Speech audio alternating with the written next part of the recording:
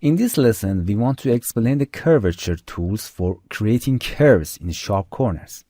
To do this, draw a rectangle from a Draw Shape tool. Okay.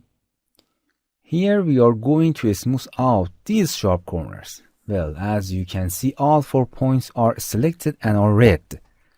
To use the curvature tool, after selecting point by clicking and dragging in a space, or on the points, you can turn them into a curve, as you can see. In the settings of this command, the number related to curvature is here. Okay, we reset it to return the first state, type a 0 and hit enter. Okay. But we want to work on only one point. To do that, select a transform point tool and click on a space, an empty space, to deselect all points. Then we enter a curvature command again and we select a point, easily click and drag. As you can see, the sharp corner become a curve. And you can edit by moving this handle. You can enter this number manually here. You can even enter this number negatively, which this button does for us. Very easy.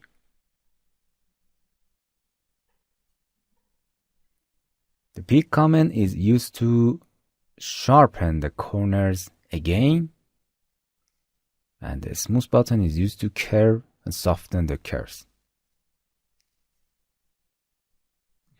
Sometimes in the commands we need to remove very few curvatures. For example, in the same way, we select all the points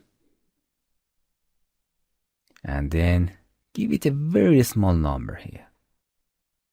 That's not seen. This will be a problem for us in the future and it should be removed. So we should type 0 in this box on object we draw and remove those curvature. Will be explained at the next lesson.